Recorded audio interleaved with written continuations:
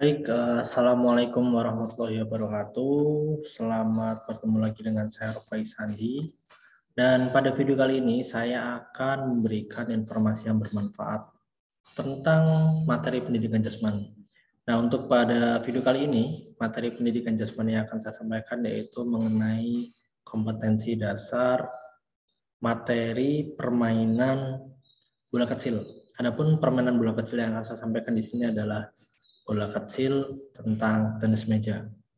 Langsung saja seperti biasa kita lanjut dari hal yang paling sederhana ya, yaitu mengenai sejarah dari permainan tenis meja.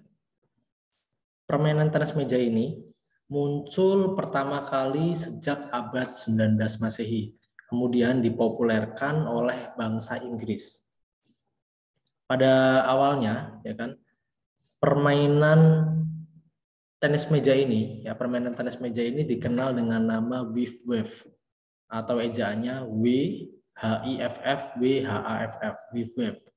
Kemudian bagaimana sih permainan tenis meja ini akhirnya bisa berkembang di seluruh dunia?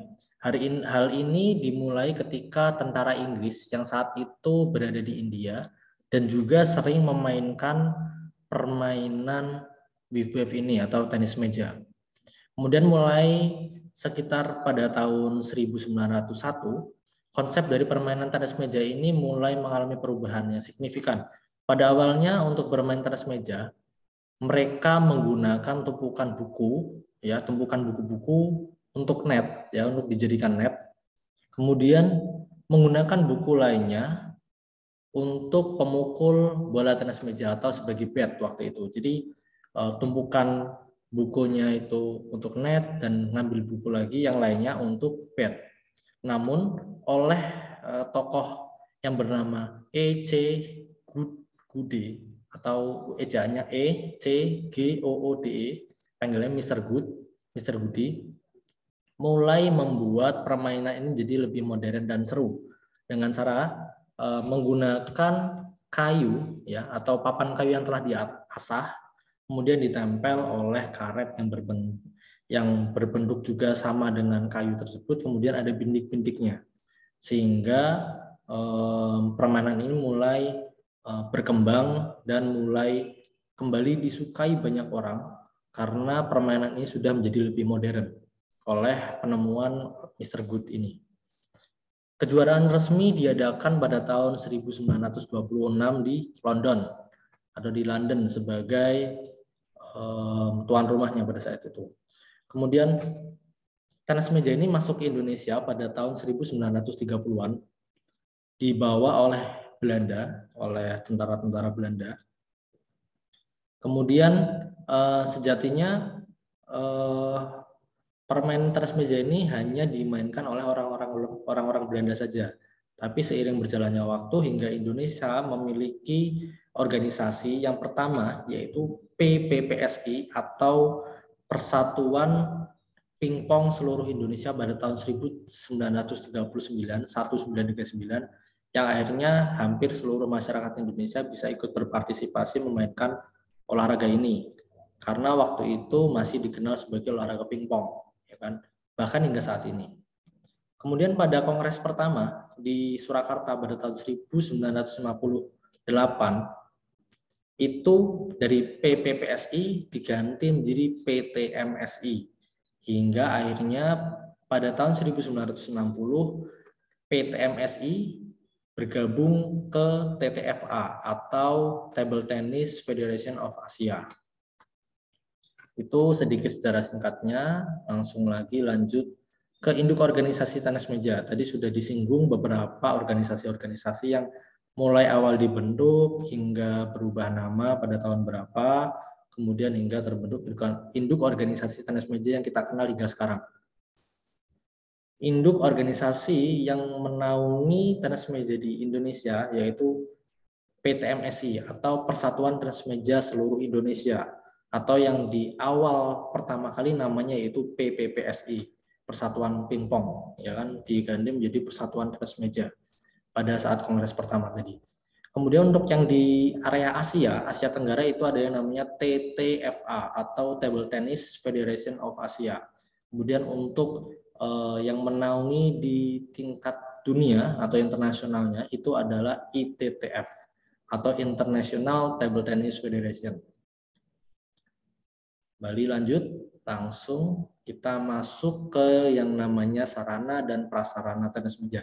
Dari gambar di belakang saya sudah terlihat beberapa sarana prasarana tenis meja.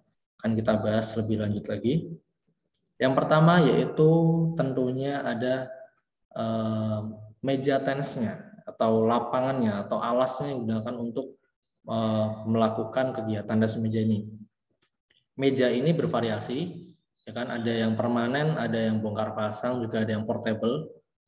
Ini tingginya yaitu 76 cm dari tanah, ya, tinggi meja itu 76 cm dari tanah. Kemudian lebarnya itu 152 cm.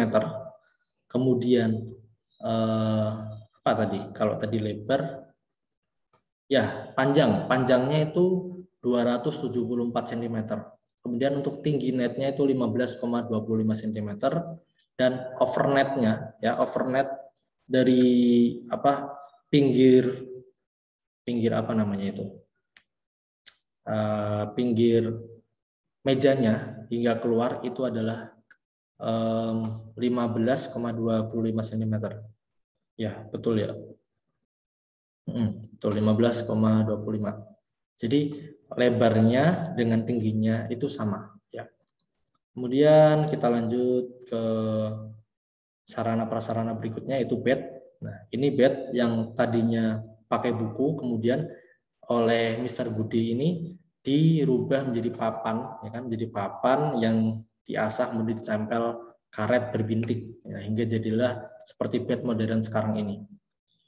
Terbagi atas dua sisi, merah dan hitam. Kemudian ada bola biasanya berwarna putih atau berwarna kuning. Kemudian ada sepatu untuk bermain dan juga jersey pastinya. Kemudian kita masuk ke tenis meja atau teknik dasar dari tenis meja. Teknik dasarnya banyak, kita akan bahas satu persatu.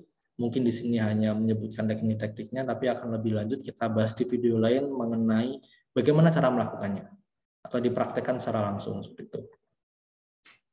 Lanjut, yang pertama, yang utama adalah grip atau pegangan. Bagaimana cara memegang? Nah, ini pegangannya pertama itu adalah namanya pen holder grip. Seperti gambar yang di sini nih, ya, yang di samping saya ini. Ya, mana nih? Nah, sebelah sana, ya. Pen holder grip ini menggunakan dua jari, yaitu jari ibu jari dan telunjuk sebagai pemegangnya. Seperti memegang apa namanya? Pensil, seperti memegang ballpoint, makanya dinamakan pen holder grip. Kemudian bagian belakangnya itu bisa dibuka seperti ini, bisa dibuka lebar atau bisa ditutup. Ya. Kemudian kita lanjut grip yang lain. Ada shake hand grip. Shake hand grip ini seperti kita berjabat tangan, ya, makanya dinamakan shake hand. Kemudian ada lagi pen similar grip. Similar grip itu seperti shake hand grip, ya kan? Tapi apa namanya nih? Ibu jarinya tuh berada di sisi yang sama dengan ini. Apa telunjuk. Kalau tadi shake hand kan berbeda.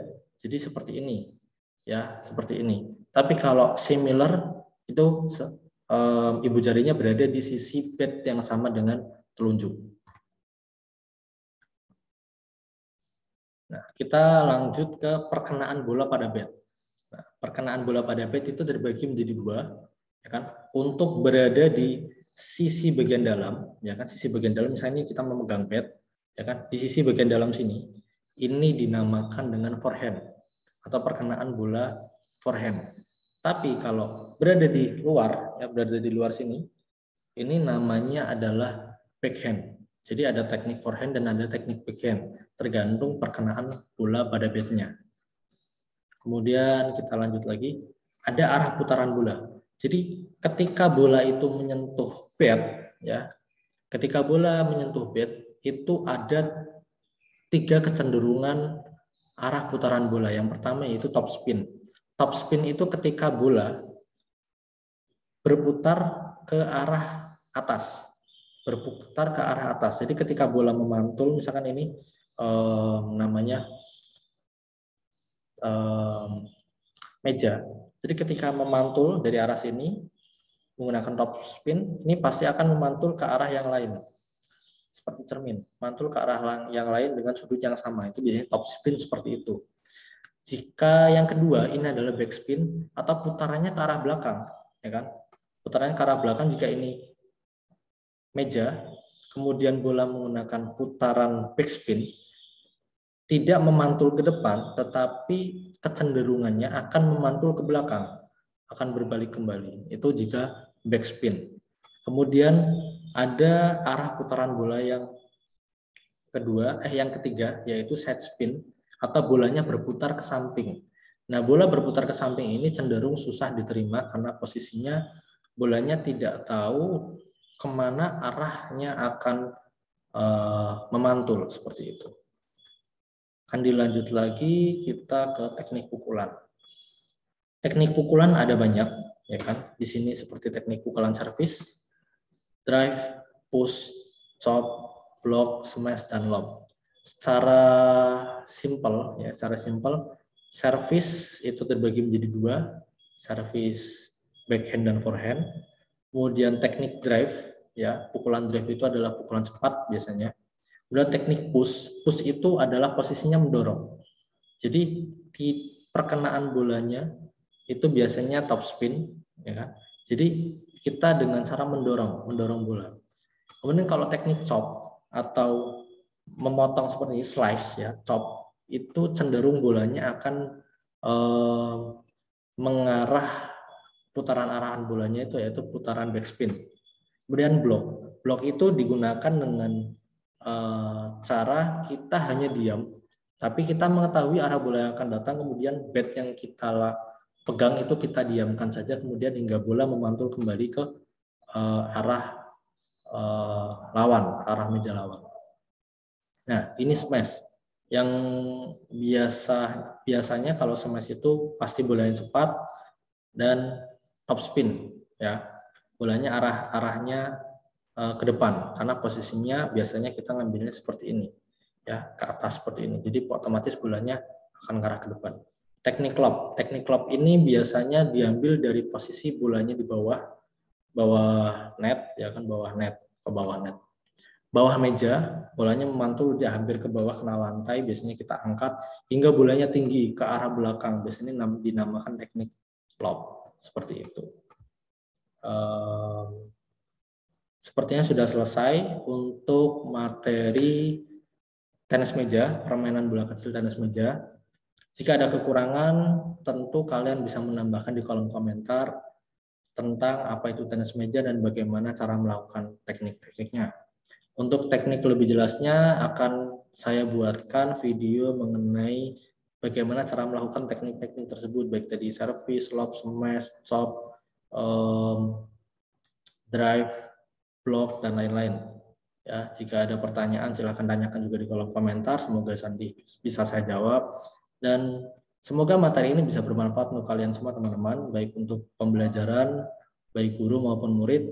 Kemudian jangan lupa untuk klik like, juga kalian berikan komentar, kemudian juga subscribe agar video ini terus naik dan channel ini terus berkembang. Terima kasih. Jika ada pertanyaan, seperti biasa, kolom komentar atau DM Instagram. Saya selesaikan. Wassalamualaikum warahmatullahi wabarakatuh. See you next time.